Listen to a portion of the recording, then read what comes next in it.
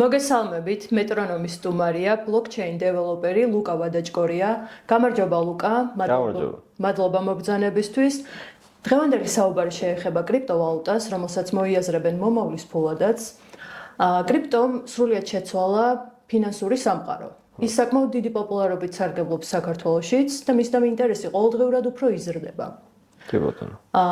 ასევე თვლიან, რომ კრიპტო არის ციფრული განვითარების მომდევნო ეტაპი და ის საკმაოდ დიდი ხნის განმავლობაში იქნება აქტუალური და ასევე ფუნქციურიც. პირველ რიგში მათთვის, ვინც კარგად არ იცის რა არის კრიპტოვალუტა, რომ აგვიხსნათ, რაში მდგომარეობს მისი არსი და რატომ არის საინტერესო მისი ყოველდღიურ ცხოვრებაში გამოყენება. კრიპტოვალუტა ძალიან ბევრი წარმოდგენა არსებობს, ზოგი სწორი, ზოგი ცრუ, მაგრამ მოდით აი სიტყვებად ჩავშალოთ, ხო? ვალუტა გვესმის, ხო? ეს ფიატ ვალუტები, რაც არის ლარი, დოლარი, ევრო. კრიპტო რახილი არის ესეთი, ხო? ახალი კრიპტო რეალურად არის შემოკლებული კრიპტოგრაფია. მოგეხსენებათ, გამოყენებითი მათემატიკის ის განხრა, რომელიც განაპირობებს ჩვენს უსაფრთხოებას კიბერსივრცეში, ხო? ანუ ეს ორი კონცეფტი რო შევაერთოთ, გვაქვს რაღაც კიბერ უსაფრთხოების მეცნიერული მიდგომა ვალუტასთან, ანუ ღირებულების გაცვლის ერთეულთან, ხო? მთავარი არსი ამაში არის რა, რომ იდეოლოგიურად თავისუფლება. ანუ კრიპტოვალუტა ეს ბიტკოინის white paper-ი, ანუ ესეთი დამაარსებელი დოკუმენტი შეიქმნა, მოგეხსენებათ 2008 წელს თუ არ ვცდები, შეიძლება თად white paper-ი არ იყო ეს ფორუმებზე დაწერეს ანონიმურად. ფინანსურ კრახთან ასოცირებაში, რომ აი ეს დიდი ბანკები მართავენ სისტემის ფინანსებს და ხალხმა როგორ გამართოს უფრო მასშტაბურად რა. და ეს არის ერთ-ერთი სახსარი, რომელიც აძლევს ხალხს ნებისმიერ ერთ ადამიანს თუ აქვს კომპიუტერზე წვდომა, დროებით ინტერნეტზე წვდომაც შიგადაშიგ, ეძლევა საშუალება ფინანსურ ინსტრუმენტებზე წვდომისთვის რა, რაც ჩვენთვის ყოველდღიურობაში შეიძლება ცოტა არ ვფიქრდებით მაგაზე, მაგრამ ბევრი ქვეყანა და რეგიონი არის დედამიწაზე, რომელიც ძალიან აქტუალურად იყენებენ კი არა, შეიძლება თავიანთი ქვეყნის ვალუტებზე უფრო ხშირადაც იყენებენ ამ კრიპტოვალუტებს, იმიტომ რომ გლობალური ხალხის მონაწილეობის იმედი ამ ფინანსურ სისტემაში უფრო მყარია უკვე ვიდრე მათი რეგიონალური ფინანსური მდგომარეობა, ხო? ასე რომ ურჩევნიათ რაღაცა XYZ ვალუტის მაგივრად, თავისი ქეშის მაგივრად, რაღაც ბიტკოინი გააჩეროს. თავისი ღირებულებებიც აქვს, თავისი მინუსებიც. ყოველდღიურ ცხოვრებაში რატომ უნდა გამოვიყენოთ კრიპტოვალუტა? ამაზეც რომ ვისაუბროთ. ამასაც ცოტა ტანგენცზე გავიყვან, რომ ჩემი აზრით, ყოველდღიურ მოხმარებაში ადამიანი არ უნდა ხვდებოდეს, რომ ის ახლა კრიპტოვალუტას იყენებს თუ რას იყენებს. ხო, ანუ ჩვენ უნდა გავაგრძელოთ ჩვენი ცხოვრება, როგორც ეს მოგვიხსენება, მაგრამ თუმცა ამის უკან ძრავი, რაც ამ ყველაფერს ამოძრავებს, სადაც ყველაზე ღირებული არის, უნდა ჩანაცვლდეს ესეთი დეცენტრალური სისტემებით, რომელიც სანდოობას, სისწრაფეს და ბევრ სხვა რაღაცას მოზრუნველობს. დეცენტრალიზაციასაც ეხმარება ეს კრიპტოვალუტა, რომ არ არის მხოლოდ დამოკიდებული. დეცენტრალიზაცია არის კრიპტოვალუტის სული, ესე ვთქვათ, რომ არ ვენდოთ ერთ პირს, იმიტომ რომ ნებისმიერი სიტუაცია შეიძლება ვიღაც დღეს იყოს სანდო და ხვალ აღარ. სოციუმმა რო იმოქმედოს ამისთვის ჩვენ გვაქვს ბერკეტები შექმნილი, იურიდიული, ფინანსური, გვაქვს ეროვნული ბანკი, ზედამხედველობის სისტემები და ასე შემდეგ. თქვენ შეგიძლიათ ალბათ წარმოიდგინოთ, რომ აი ეს რა როლსაც თამაშობენ ეს ინდივიდუალური ინსტიტუციები, ეს ყველაფერი რომ გააციფრულო. ანუ რამხელა აბსტრაქცია უნდა მოხდეს ჩვენი აქამდე გამოვლილი გამოცდილების, ხო, ვაჭრობაში პარტერიდან მოსულ წარმოღებული აქ სესხებით და იმეებით დამთავრებული, ხო? და აიღეს რაც არის ყველაზე ძირითადი, რომ ეკონომიკური აქტიურობა ვაწარმოოთ ხალხმა ერთმანეთში, რომელიმე ერთი პირზე დაყრდნობის და ნდობის გარეშე. ანუ zero trust, ნული ნდობა არის მანტრა კრიპტოში, რომ არასდროს არავის არ უნდა ენდოთ, იმიტომ რომ ერთი შეცდომა ამ სივრცეში შეიძლება იყოს უკანასკნელი თქვენი ფინანსური სახსრებისთვის, ხო? ასე რომ ეგ არის. დიდი თავისუფლება და ძალა მოაქვს ამ ტექნოლოგიას, მაგრამ პასუხისმგებლობასაც გვმატებს. სწორედ ამიტომ ვამბობ, რომ ყოველ დღიურობაში ჩვენ ამას არ უნდა ვიყენებდეთ რა, ამას უნდა იყენებდნენ და აწყობდნენ სპეციალისტები, ინჟინერები და იგივე პროდუქტების ჩვენთვის მომხიბლავი პროდუქტების სახით ამ ტექნოლოგიისგან ჩვენ სარგებელი უნდა მივიღოთ, ხო? ეს იქნება გამჭირვალობაში თუ ფინანსურ ან მონეტარულ ზრდაში, გამდიდრებაში თუ რაც არ უნდა იყოს. გასაგებია. არის თუ არა კრიპტოვალუტა მხოლოდ ბიტკოინი და რა განსხვავებაა სხვადასხვა კრიპტოვალუტებს შორის ამაზეც რომ ვისაუბროთ?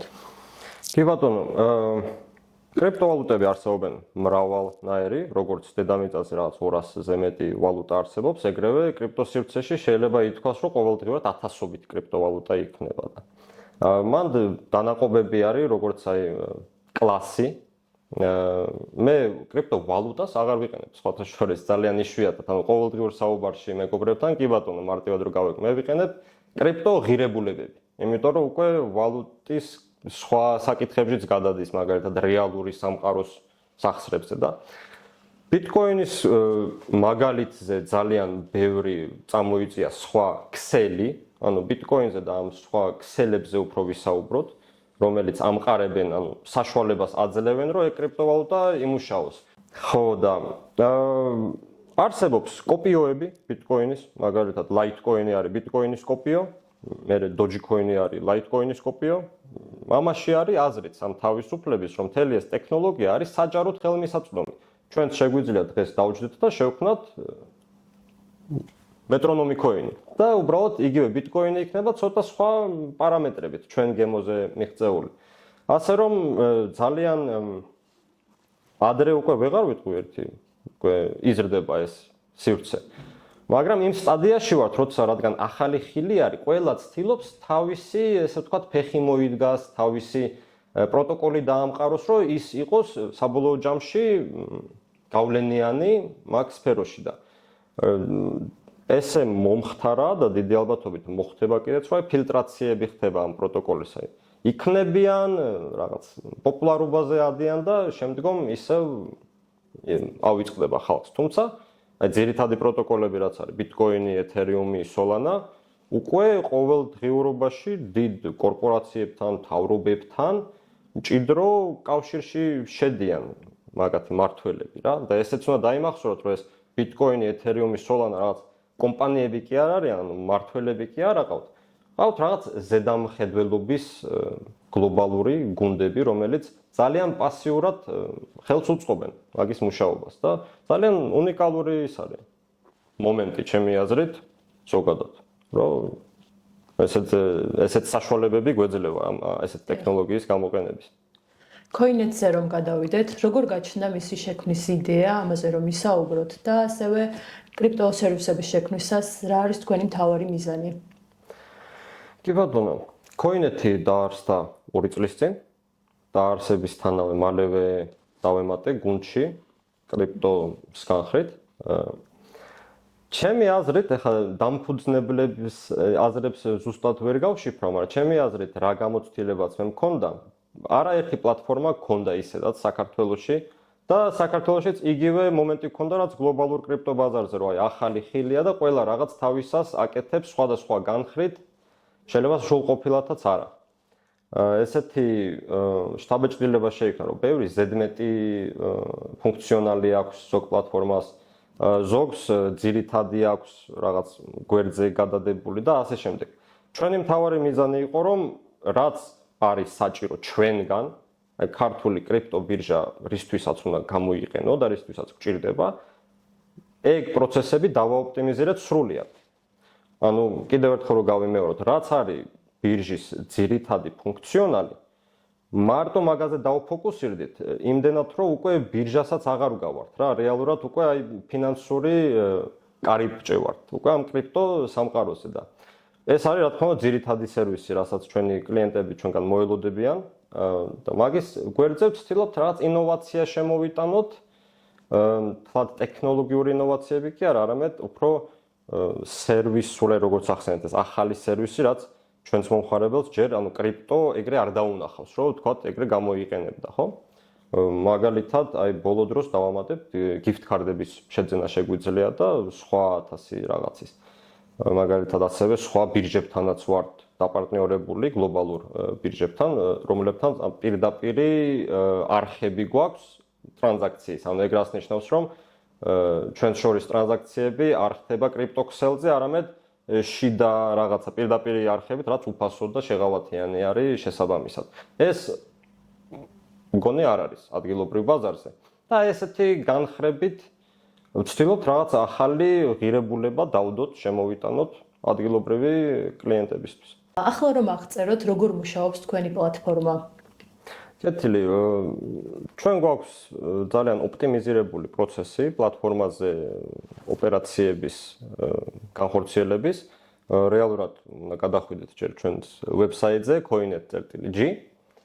შემდგომ რეგისტრაცია, ვერიფიკაცია, სადაც დაგჭირდებათ თქვენი face matching კონტროლების გავლა და ასევე სხვა რაღაც მოკლე კითხვარი, რომ რეალურად კარგად გაგიცნოთ როგორც კლიენტი, რა მიზნები გააქვთ და ასე შემდეგ. მის შემდეგ რეალურად ორი ძირითადი ფუნქციონალი გვაქვს. პირველი რაც ხვდებათ მთავარ გვერდზე, ეგ არის swap-ი და მაგ swap-ით ახერხებთ რეალურად ძირითად თქვენ საჭიროებებს, ხო?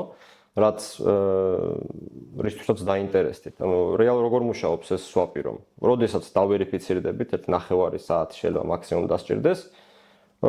რა გსურთ? ან უნდა შეიძინოთ, ან უნდა გაყიდოთ. მარტივი ფორმულა არის და შეძენისას, კრიპტოს შეძენისას ჩვენ გვაქვს ძალიან ბევრი გადახდის მეთოდი, TBC ბანკიდან, საქართველოს ლიბერტის ბანკიდან, საბანკო გზავნილები, ტრანსფერები, ბარათით გადახდები ასევე და კიდე სხვა 1-2 გადახდის საშუალება და შემდგომ ანუ უნდა გითხრათ იქვე იმ მომენტში სად აგზავნით ამ კრიპტოვალუტას, ანუ ის ტრანზაქციული მომენტი არის. ჯერ კი არ ყიდულობთ, ჩვენთან აჩერებთ და მე რაღაცას აკეთებთ. ეგრევე რაღაცას აკეთებთ რა, ანუ ჩვენ მივხვდით, რომ რეალურად ეგ არის უმეტესობას ეგ აინტერესებს ქართულ კრიპტობირჟებიდან, იმიტომ რომ უცხოურ კრიპტობირჟებს უფრო მეტი ფინანსური სახსრები აქვს და სხვა რაღაც შეთავაზებები. და ძირითადად ჩვენ გვიყენებენ რომ იმათთან ოპტიმალურად იურთიერთონ. იმიტომ რომ ბევრისთვის კრიპტოვალუტები ასოცირებული არის მოგებასთან და ვაჭრობა და სპეკულაცია და ასე შემდეგ და ბევრს ავიწყება ხარჯი ამ ყველაფრის. და ჩვენ ვართ ის ესენციალური კომპონენტი, რომელიც ამ ხარჯის შემცირებაში და ოპტიმიზირებაში გეხმარებით. რა თქმა უნდა, ბალანსზეც შეგეძლიათ ჩვენთან კრიპტოვალუტები გააჩეროთ და რომ მარტივად გაანაღდოთ, როცა დაგჭირდებათ. ასე რომ ეს ახასახავს ჩვენს ძირითად ფუნქციონალს, რომ ერთ მოდულში შეგიძლია უმეტესობა შენი კრიპტოსაჭიროებების დააკმაყოფილო, ხო? თუ გნებავთ Steam-ის ბალანსით შევისეთ და თამაშებიც ითამაშეთ იქვე ადგილიდან, თუ არ გსურთ იქ რაც ზედმეტი ოპერაციების კეთება. ბანკით გადარიცხვა, ბარათით გადარიცხვა, თუ გაქვთ იქ მორჩენილი 2-3 დოლარი კრიპტო, ეგრევე გაუშვებთ თქვენს საჭირო სხვა პლატფორმებზე. ჩვენს ქვეყანაში არსებული სიტუაციაც რომ შევაფასოთ, რა გამოწვევებია საქართველოში კრიპტობაზარზე? მე ვთვლი, რომ ჩვენი ქვეყანა საკმაოდ უნიკალურ პოზიციაში მდებარეობს გლობალურ კრიპტო ათვისების პროცესში. რამოდენიმე ცენტრალური ჰაბი არის კრიპტოსთვის, როგორც აი ტექნოლოგიებისთვის არის აბრეშუმის Silicon Valley, ესე კრიპტოშიც არის რამოდენიმე მაგალითად შვეიცარიაში და დუბაიში 1-2 ესეთი ცენტრალური ჰაბი არის. ჩვენთანაც ნელ-ნელა მოხდა უკვე ტალანტის მოცულობის ზრდა, კონკრეტულად კრიპტოს განხრით. მე რო დავიწყე ამ სფეროში საქმიანობა, ეს წარმოუდგენელი იყო. მეც მე მგონი ერთ-ერთი პირველი ბლოკჩეინ ანალიტიკოსად დავიწყე, არ არსებობდა მაგ დროს ეგეთი პროფესია. ხო და ანუ ეს ტალანტი გვაქვს, რეგულაციებიც ეწევა ინოვაციებს, რაც ასევე გასაკვირი და შესანიშნავი არის. ხო, მე ვთვლი, რომ შემდეგი რაღაც მოკლე პერიოდისთვის ჩვენ კარგად პოზიციონირებთ, რომ თუ რამე შესაძლებლობა ექნება საქართველოს, რომ ამ კრიპტოს გლობალური ადოპციით ვიხეიროთ, ესე ვთქვათ.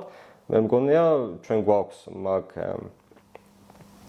მაგ განხრით exposure, ანუ იქ თუ რამე კარგი მოხდება, ჩვენც ამითი ვიხეირებთ, ხო? მაგრამ თლად ისეც არ არის, რომ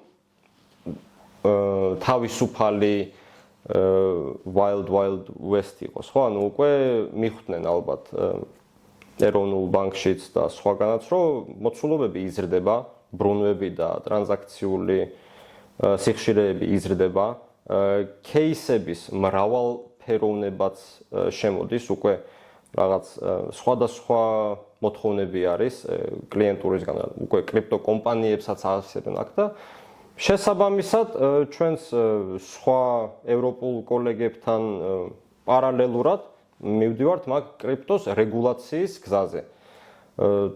დიახ, თუ სწორედ წავიკითხე, შეიძლება ერთდროულადაც ევროპა რომ მიიღებს რაღაც ოფიციალურ მაგათ რეგულაციის სქემას, ჩვენც ალბათ ერთი წელიწადნახევარში დავეწევით ზუსტად იგივე სქემით თუ არა ჩვენი ანალოგით. ჩემთვის ეს შესანიშნავი ასპექტი არის. ხო. სხვა პრობლემები საქართველოს ბაზარზე არის ინფორმაციის ვაკუუმი.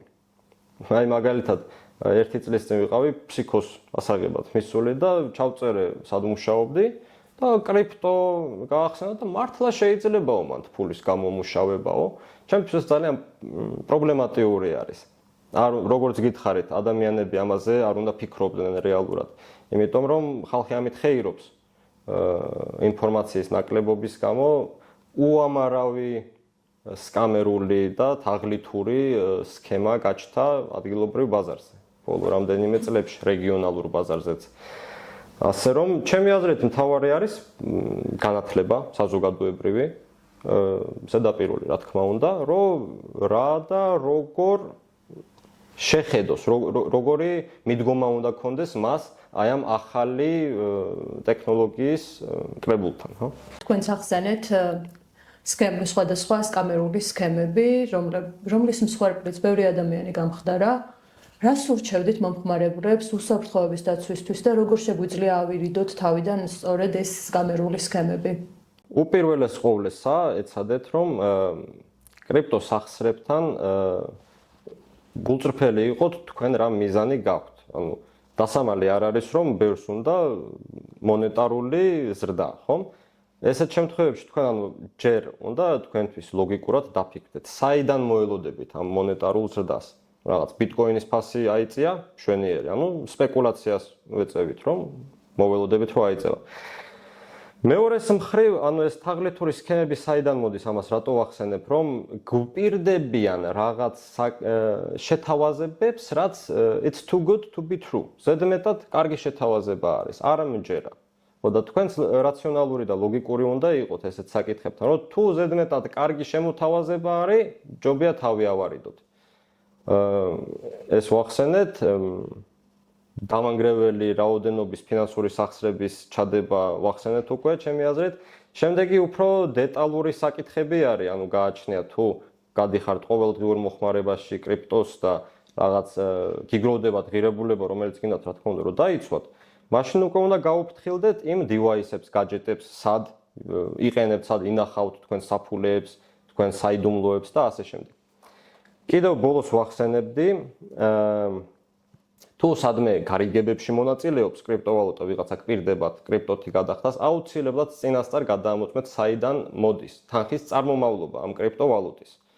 ძალიან ბოლო დროს ტრენდი შემოვიდა ახალი თაღლითური სქემის, იმიტომ რა თქმა უნდა ისინი ვითარდებიან მუდმივად, რომ აი მოგვყიდე 1000 კრიპტო დოლარი და ჩვენ აქ მოგცემთ 1020 დოლარს. მშვენიერი, ამას გავაკეთებ ბევრჯერ, გავმდიდრდები, ხო? ანუ ზედმეტად კარგი არის რომ მართალი იყოს. მირჩევნია თავი ავარიდოთ ეგეთ საკითხებს და სხვა მხრივ ბევრი საშუალება პროგრამული სერვისი შეიქმნა ონლაინ, რომ გადაამოწმოთ სხვადასხვა კრიპტომისამართების რისკის დონე. ეს შეიძლება ინდივიდუალური მომხმარებლებისთვის მთლად მნიშვნელოვანი არ იყოს, მაგრამ რომც გაითვალისწინოთ, ყოველთვის გადაამოწმეთ 10 ჯერ. 100 ჯერ გაზომეთ, ერთხელ გაჭერით. ნებისმიერ შემთხვევაში. ძალიან მარტივი არის, რომ 1000 ოპერაციის შემდგომ, რაღაც კომფორტულად ვიგრძნოთ თავი და აი მაგალითად მე მომივიდა ცოტა ხნის წინ რომ სახსრები გავაგზავნე, ტრონის ქსელი იყო ვალუტას ერქვა USDD, დეცენტრალიზირებული USD. ერთი ბირჟიდან მეორეზე გავაგზავნე და სადაც მოხდა ეს USDD, ამბობენ რომ ჩვენო სხვა ვერსიის USDD-ზე ვართო. და შენო ვერსია 2-ის გამოვაგზავნეო, ჩვენო ვერსია 1 გვაქვს და ეს უნდაო, შენო გადაგემოწმებინაო წინასწარო. ანუ ჩვენ ვართ პასუხისგებელი. კიდევ ერთხელ მაგას დაუბრუნდეთ, რომ ამ კრიპტოს საფულეს რო ქმნით, თქვენსას, ანუ იმას არ ვამბობ, რომ მარტო coin-ეთზე რომ ხართ, რაღაც მხრივ ჩვენც გეხმარებით ამ უსაფრთხოებაში, რომ გავმართოთ თქვენი სახსრები და ინდივიდუალურად თუ შეიქმნით ამ საფულეს და გამართავთ, იცოდეთ, რომ რამდენი თავისუფლებაც გეძლევათ, იმდენი რისკიც გემატებათ და კიდევ ერთხელ 100 ჯერ გაზომეთ, ერთხელ გაჭერით. რა რეკომენდაციები გაქვთ, როგორ გავარჩიოთ სანდო პლატფორმა სხვა უცნობ საიტებს შორის? კეთილი, აქტუალური რამდენიმე თვის წინ შემხვდა кейსი ესეთი, რომ კარგი ისევ შემოთავაზება ვიპოვე ეს რეკლამიდან, საიტზე შევედი და უწერიათ ლიცენზიის ნომერი, რომ ამ ლიცენზიით არიან დარეგისტრირებულები. ჩვენთანაც რომ შემობრძანდებით, სადღაც ქვემოთ ნახავთ ეროვნული ბანკის რეგისტრაციის ნომერს, რომ ლიცენზირებული ვირტუალური სახსრების სერვისის პროვაიდერები ვართ. ანუ პირველ რიგში ქვეყნიდან იწყება, სად ოპერირებს ეს პლატფორმა, ხომ? შეიძლება არც არ ოპერირებდეს, დეცენტრალიზირებული იყოს ხალხის, მაგრამ მოდით ეს დავაიგნოროთ ერთი პერიოდი. საიდან არის ოპერაციის შტაბი? დავუშვათ ევროპა არის. იგივენაირად როგორც ჩვენთან უნდა მიხვიდეთ და გამონახოთ ეს ლიცენზიის ნომერი, რომ ნახდათ ლიცენზირებული ბირჟა არის. შემდგომ უნდა ნახოთ მაგ ქვეყნის რეგულატორი, რომელი არის პასუხისმგებელი კრიპტო ბირჟებზე და საქმიანობაზე მაგათ ქვეყანაში და ეს ლიცენზიის ნომერი ჩაწეროთ, იმიტომ რომ რეალურად შეიძლება ყოფილიყო დარეგისტრირებული და სწორი ლიცენზიის ნომერია, მაგრამ აი რამდენიმე თვის წინ ჩავწერე და თქვა გაუქმებულიაო ლიცენზიაო. ეხლა თქვენ ფულს ჩარიცხავდით პლატფორმაზე, სადაც ლიცენზია აქვს გაუქმებული საეჭვო მიზეზების გამო. დიდი ალბათობით არა. ეს კიდე ერთი მნიშვნელოვანი საკითხი არის და ესეთი არსებობს უამრავი რეალურად. როგორ ხედავთ საქართველოში კრიპტოს განვითარებას და რა როლი აქვს ამ სისტემაში coin-ets? მე დიდი იმედი მაქვს, რომ ჩვენ სწორ გზით წავალთ ამ ტექნოლოგიის ადოპციის ცდელობაში. სწორი გზა რას გულისხმობს, რომ ასევე ყურადღება იყოს გამყარებაზე ჩვენი არსებული ფინანსური სისტემების, აქცენტი განხორციელდეს გამჭირვალობაზე, იმიტომ რომ კრიპტოქსელების თავარი ღირებულება ერთ-ერთი არის გამჭირვალობა, რომ ნებისმიერ შეიძლება ყველაფრის ნახვა, ხო? და ასევე იმას მოეხმარება, რომ ინდივიდებს შეეძლოთ უფრო მეტი თავისი ფინანსებზე მეტი პასუხისგებლობის აღება შევძლოთ. ძალიან მარტივი არის, რომ რაღაც ერთი შეცდომის შედეგად ისეთ პრობლემაში შეიქმნას ადამიანი ამ ფინანსური განხრებით, რომ მე რთული იყოს მაქედან გამოსვლა, ეს კრიპტოვალუტასაც ეხება და ტრადიციულ ფინანსებსაც. ხო და ეს დამატებითი საშუალება კი არა, დამატებითი ვარიანტი რომ მიეცემა უკვე კლიენტს, ფინანსური პროდუქტების კლიენტს. შესაძლებელია მაგაზე უფრო მორგებული აღმოჩნდეს რაღაც კონკრეტულ სიტუაციაში და შეღავათიანი იყოს მისთვის უფრო მეტად. ეს ისეთი ის არის რა, ძალიან ზოგადი საკითხი არის, ხო? ანუ პირველი წელი არ არის, რაც კრიპტოვალუტები არსებობენ და ჯერჯერობით ვერ ვამჩნევთ, რომ ისინი ყოველდღიურად არიან, აი ყოველდღიურობაში ჩართული ჩვენი ოპერაციების. მაგრამ შესაძლებლად რო ავიღოთ აი ეს ხელოვნური ინტელექტი, ChatGPT-ები და რაღაცეები, ეგეც მრავალი 10 წლის გამოკვლევების და ტექნოლოგიური ზრდის ის არის შედეგი. მაგრამ მაგაზე უკვე ვხედავთ, რომ ხალხი იყენებს ამას, თითქოს და სულ იყო. ისე კომფორტულად ვიყენებთ ამ ყველაფერს, რომ ბუნებრივი არის. და მეც ეგ მოლოდინი მაქვს, რომ ეს კრიპტოც მიიღებს მაგ ფორმას, ადრე თუ გვიან, რომ ეს უკვე ბუნებრივი იქნება და დაუბრუნდებით ისევ იმ ჩემ აზრს, რომ ყოველდღიური ცხოვრებაში ჩვეულებრივი ადამიანი, ჩვეულებრივში გულისხმობ, რომ ანუ კრიპტოში არ არის ჩართული და ფინანსებში არ არის ჩართული მაგ განხრით, არ უნდა აინტერესებდეს რა ეს. უბრალოდ ეცოდინება, რომ აი რა ფინანსურ პროდუქტებსაც ვიყენებ, ეს იქნება სესხები, იპოთეკები, ანაბრები, გზავნილები და აი მრავალფეროვნება, რასაც ვცდილობთ, რომ აი ჩვენ კიდევ კვლავ შევქმნათ, რომ საშუალებები მივცეთ ჩვენს მოსახლეობას, რომ მრავალფეროვნად ვიმოქმედოთ გლობალიზაციის ამ ფონზე.